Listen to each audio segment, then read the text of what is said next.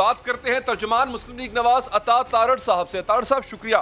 अब स्ट्रेटजी क्या है आपकी? इस मुकदमे का सामना करेंगे, परसूख पैरवी करेंगे, क्या होगा? क्या इस मुकदमे पर तो हुकूमत ने खुद को डिस्टेंस कर लिया, इमरान खान कहते हैं कि उनका इनसे कोई लेना देना नहीं है, वुज़रा भी डिस्टेंस कर रहे हैं, आपकी स्ट्रेटजी क्या है नेक्स्ट?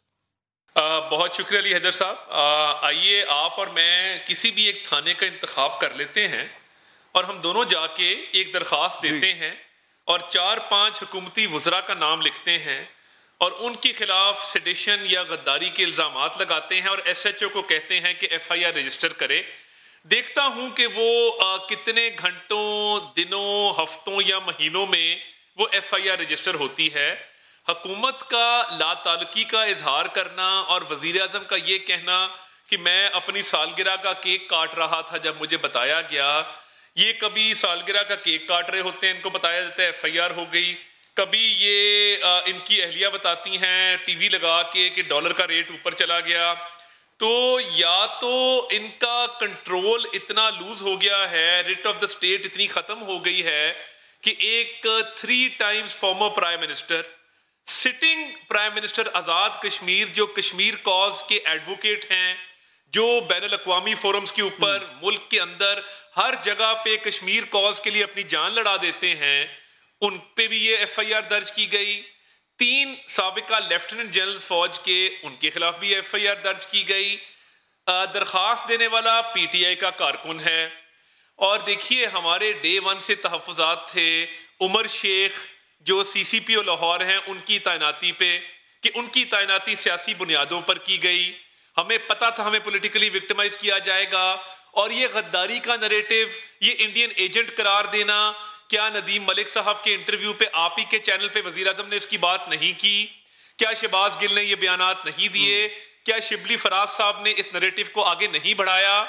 ये सारी कड़ियां जब आप मिलाते हैं तो पता ये लगता है कि ये हुकूमत की ईमा के बगैर इतनी बड़ी FIR का दर्ज होना नामुमकिन है। क्या वजीर आला पंजाब या CCPO या उस SHO के ऊपर कोई और अफसर मौजूद नहीं था जिसने इस बात को देखा हो कि ये क्या FIR है? क्या SHO शादारा इतना ताकतवर अफसर है कि उसने बगैर देखे, बगैर हकायक जाने, एक सबसे बड़ी सियासी जमात के 43 अराकीन जिसमें इतने मुहिब्बे वतन लोग शामिल हैं, उन पे आंखें बंद करके FIR दे दी?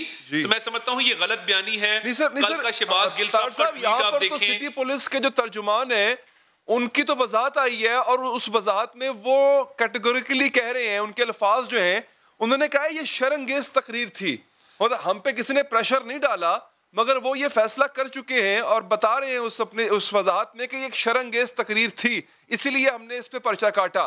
तो वो तो ऑन कर रहे हैं, सिटी पुलिस तो ऑन कर रही है इस पर्चे को।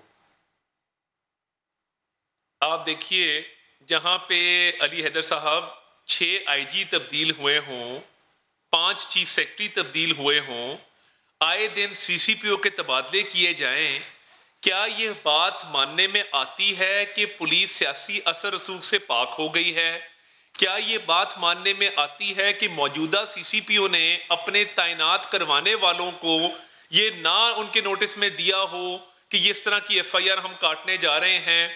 अगर ऐसी बात है तो मैं चैलेंज करता हूं, हम चलते हैं अभी थाने का इंतखाब आप कर लें, आप अपनी टीम को साथ ले लें, मैं 4-5 लोगों के नाम लिखता हूं कागज के ऊपर, जाके देखते हैं कि कितनी देर में हमारी FIR दर्ज हो जाए। हालात ये हैं, सितम ज़रीफी ये है कि रेप, मर्डर, अगवा बराए तवान, चोरी, डकैती, ये FIR काटने से पुलिस कासिर है, उनकी इन्वेस्टिगेशन में प्रोग्रेस नहीं होती। तो ये किस तरह की हुकूमत है? जब अफसरान के इंटरव्यू करने हो, इमरान खान साहब हमरा शहजाद अकबर लाहौर आके इंटरव्यूज खुद करते हैं, काबीना की मीटिंग्स में खुद बैठते हैं, जब ये सारी कार्रवाइयां खुद करते हैं तो इससे इजहार लाताल्लुकी कैसा? और जो शहबाज गिल साहब की ट्वीट है, उन्होंने कहा कि ये हम गद्दारी के हक में नहीं है, इस FIR में गद्दारी नहीं है, ये सेडिशन है। और सेडिशन की जो डेफिनेशन है या तारीफ है वो मैं इसके साथ लफ कर रहा हूं। उनकी ट्वीट ऑन रिकॉर्ड मौजूद है, उनकी ट्वीट आने के बाद फवाद चौधरी साहब ने इस पे स्टांस लिया। तो देखिए ये अगर तो अवाम को और पूरे पाकिस्तान को इतना बेवकूफ़ समझते हैं कि ये खुद ब खुद FIR हो गई, और देखिए जिस बंदे का जिक्र है जो दरख्वास्त गुजार है, उसको किसी ने ही बड़े अच्छे तरीके से लिखवाई है। वो बेचारा तो एक फिक्रा नहीं लिख सकता, इधर शादारे का रहने वाला है, उस यूनियन काउंसिल को भी हम जानते हैं। तो या तो फिर बुज़दार साहब और पूरा सेटअप और इमरान खान साहब ये इतने बेइख्तियार हैं कि इनको किसी चीज का इल्म नहीं है, ऑटो पायलट पे चीजें चली जा रही हैं, या फिर ये बदनीयती है और इनका जो नैरेटिव था इनसे गलत मूव हुई, मीडिया पे क्रिटिसिज्म आया और जब भी दर्ज हो गया अदालत में चलेगा। आप समझते हैं कि इस मुकदमे में इसका जो एफआईआर का जो कंटेंट है वो इतने मजबूत हैं कि अदालत इसको टेकअप करेगी या ये क्वाश हो जाएगा? देखिए, ये एफआईआर चैलेंज बिल्कुल हो सकती है और ये एक मजाक किया गया है, और ये मैं समझता हूं कि स्पेशली वजीर आजम आज़ाद कश्मीर की जो उनकी पोजीशन की सेंसिटिविटी है उस लिहाज से बड़ा सेंसिटिव मैटर है। मगर अगर हुकूमत कह रही है कि हमारा इससे कोई ताल्लुक नहीं है तो इसको खुद ही विड्रॉ करें। हुकूमत इसको विड्रॉ क्यों नहीं करती?